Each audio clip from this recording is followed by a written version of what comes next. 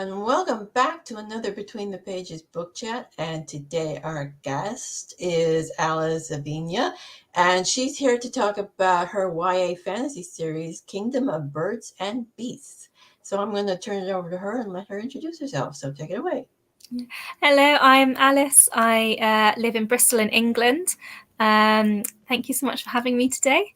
I'm the author of quite a lot of books now, depending on how you count them, between 10 and 15. And I've also written several short stories, but my most popular series is The Kingdom of Birds and Beasts, which is a trilogy. And it's a fairy tale retelling of the Goose Girl. Okay, so give us a quick overview of the book. How did you adapt the tale? What's it about?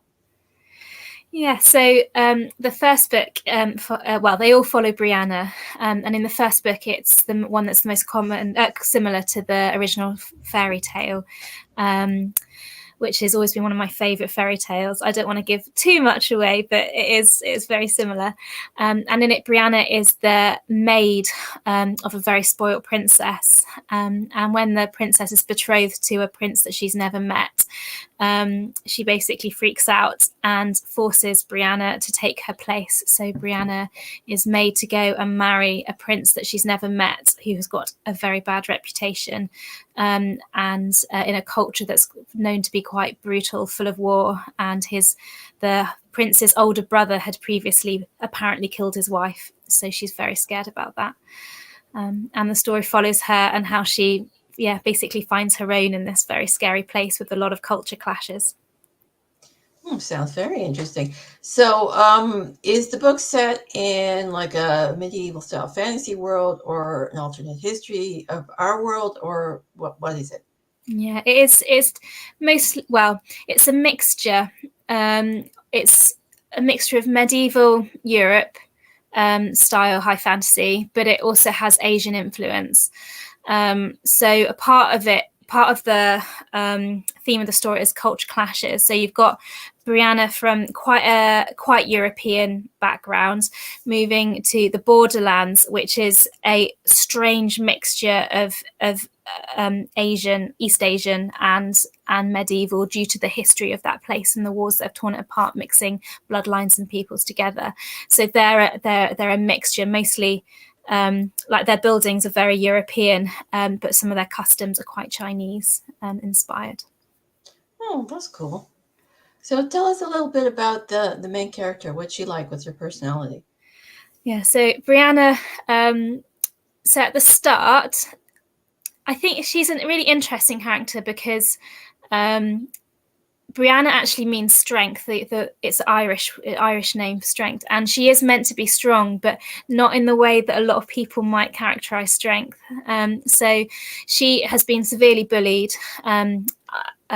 She's been the maid of this princess since she was a child, and this princess has done princess basically a psychopath. She's done some pretty horrible things, both to Brianna and other people. And so because of this, Brianna has no self-esteem. She just wants to get out of the situation. She has PTSD from a certain incident that happened to her as a child. And every time she's tried to do something for herself, which has mostly actually been trying to educate herself on the land that her family is from and the famines that affect that area. But every time she tries to learn or anything, she just gets shut down by the princess. So when she hears the princess is going to get betrothed, she's desperate for her to go away so she can finally live her own life.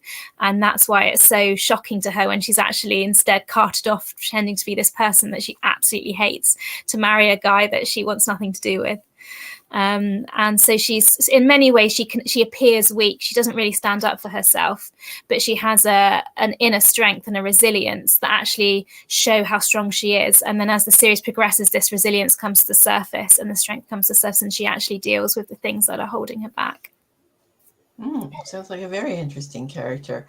So she's a survivor, basically. Exactly, yeah, and it's the whole thing of like, survivors might look weak, but actually they are so strong they can get past what takes down everyone else. But she's also very impulsive, so she does quite reckless, and that definitely comes through in the last book. So she is a teenager. She's not always sensible. beautiful. So yeah, that has caused some debate about whether she should have done some actions, and I definitely don't think she should have done. But that is her. She is not 100% logical either. Well, I find characters can get away with doing dumb stuff as long as it makes sense in the plot. Yeah. It's not like a plot device to get from here to there. If it's actually reasonable to the character, then it makes a lot of sense, and it makes a bit of fun for the readers too, watching characters do dumb stuff. Yeah. So, what were your inspirations for writing the series? I mean, other than the fairy tale, The Goose Girl. Yeah, so the Goose Girl fairy tale was a massive influence for me. That I've been influenced quite heavily by a lot of authors growing up, mostly epic fantasy authors like Robert Jordan, Brandon Sanderson, but I really did start with the Goose Girl as one of my favourite childhood fairy tales, and then it's hard to, I think it's just so many things mashed together have come to inspire it. I think the thing that I really had in the forefront of my mind was this idea of a feeling, an atmosphere that I wanted to create. So the whole feeling of something being very brutal but very beautiful at the same time, and that sort of feeling is basically what the whole book is created around, trying to create a brutal and violent world that's also very beautiful, and how actually those things can go together, and be a bit of a cooking pot for people having to sort out their issues and grow into their own. There's definitely some Japanese and Chinese influences from things that I've watched and seen in there as well. Like there's definitely some Princess Mononoke moments if you watch Studio Ghibli. There's lots of I am a big Studio Ghibli fan, so I understand the references. There's a lot of giant talking animals in it, the spirit beasts, which are slightly similar to Princess Mononoke. But actually, I only really realised how similar they were after I'd written them in, and I was thinking, oh, that must have been a bit of subliminal influence there. But in some ways, there are similarities between Princess Mononoke. Certainly, that vibe of the spirits in the forest and protecting their land and not liking humans is quite similar. Yeah, well, I think those sorts of themes run through a lot of fairy tales as well. So especially the Eastern European stuff as well too has a lot of the animals, fairy tales, spirit sort of things. So, do you have any themes that run through the books? That's a good question. I'm trying to think. So a lot of the themes follow Brianna going from basically being completely overlooked as someone you could do anything to and she just wouldn't stand up for herself, to being someone who no one's going to mess with, and that's a big theme. There's also a big theme of forgiveness, and telling the truth in there. So when Brianna's forced to go to this country to marry the prince, she's forced to live a lie. She's forced to be this princess that she hates, and if she tells people that she's not the princess, then everyone could go to war. It'd be a complete disaster, and she would probably be killed for lying. And so there's massive tension between her urge her need to tell the truth, especially as she starts to have feelings for people who are there, with that tension of act. But what happens if that's wrong for everyone else? And so there's a lot of themes about telling the truth, forgiveness, forgiving yourself as well as forgiving others, just because people think you're weak, doesn't mean that you are weak as well. Those are probably the main themes in it. Okay, so what was the hardest scene or type of scene that you had to write in the series? There are some really hard scenes in the last book. I always struggle to write the third book in the trilogy because you just have to wrap up everything perfectly, and I tend to have quite complicated books with a lot of characters. And there was one scene in particular where so that book went to, normally I have two editors. Normally my books go to a developmental editor and then they go to the line editor and then they get proofread. And this one had to go to my developmental editor twice and need extra beta readers because of how difficult some of the last scenes were. And it was just getting the balance between my characters being human and slightly reckless and very emotional, with still trying to make it all come together in a way that was satisfying. It was a very tricky balance. Yeah, right. Wrapping up those endings are always tricky with the series. Yeah. So, what was your favorite scenes or type of scenes that you wrote in the series? Oh, I had so many scenes that I just really enjoyed writing, that a lot of them actually I wrote before I'd written all the others. So got a scene where I just love sort of banter and between characters who are romance interests. So when she meets this prince and he just doesn't really want anything to do with her, they're at their dance to welcome her. He doesn't ask her to dance, so she basically forces him to dance with her. And I just love the tension between that tension of characters, the tension of their goals and their aims, and how that can come out in some very entertaining social interaction. So I love their dance scene where she basically forces him to dance with her in front of everyone, and how awkward it is. Also love that there's a time where one of the first times he takes interest in her is when he sees she's got a sword, and he says, "Do you know how to use that?" And then her, being Brianna, very impulsive, just instantly challenges him to a duel, which again, I just love that the dynamic between them. They're very different people, because Jian's very reserved, she's very impulsive, and it just leads to great banter and funny situations between them. So I did enjoy the dance scenes and the duel scenes. They're quite fun to write. Okay, so tell us a little bit about some of the secondary characters.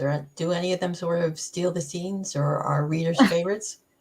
So Eliana's one of the main villains, and I think I have more comments about her than any other character in the series, because readers absolutely hate her, with good reason. So she's a bit like a Joffrey, or that lady, who's that lady in Harry Potter who everyone hates? Dolores Umbridge? Loris, yeah, Umbridge, yeah. So characters that just have no redeeming features. And it's actually the first time I wrote the book, she actually did have redeeming features. She was a bit more balanced, a little bit more morally grey. And then my editor said, actually, some of the actions that she has to do which I wanted to keep from the original fairy tale, mean that she needs to be worse. She just needs to be a complete and utter horrible psychopath person. And I was like, fine, I'm going to go with it. And so I just made her completely horrible, which again was so much fun to write. And she has no redeeming qualities. She's just horrible, and readers absolutely hate her. I think she definitely hit a nerve with quite a lot of my reviews. I have some really, really sweet beta readers, some really lovely friends who've read them, and they just sent me bloodthirsty messages after the end of book one saying, "I hope she dies. She better die. You can't let her survive. I hope she has a horrible death." I was thinking, I never expected any of these things to come from people. Yeah, it is very fun to have psychopathic villains in your books, I tell you. Oh. Okay, so what are your characters afraid of?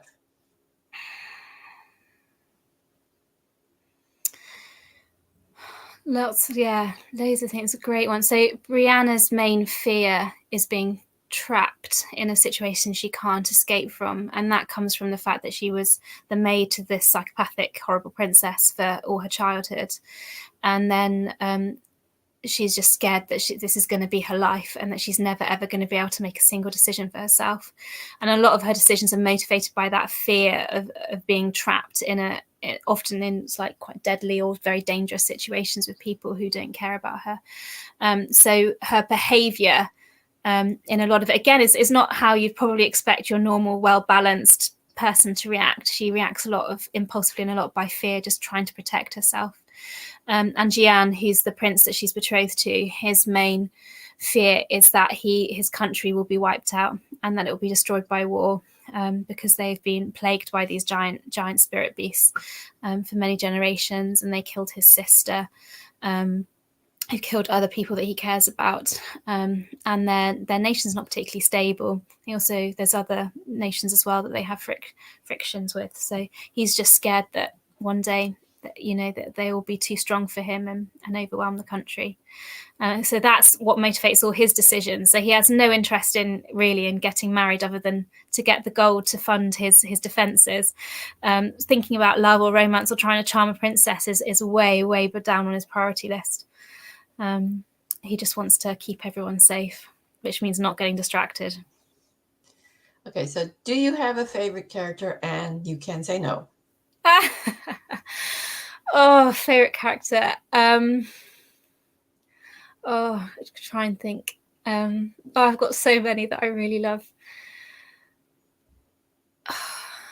I really love Tamaha, who is a giant wolf, who is very morally grey, quite vicious, very sort of primal. But I love writing the scenes with her, where she can be an ally and will still threaten you. But she's just this really cool giant wolf who I love, and could have happily written loads more about her.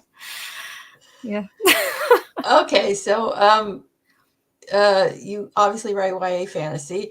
Are there any other genres you'd like to try in future? Yeah, the more I write, the harder I think.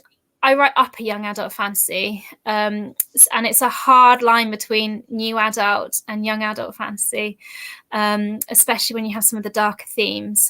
And I think some of my books already blur that line. I do have one book which I just can't wait to write. I've written about half of it just in my spare time when I need a break from my normal books.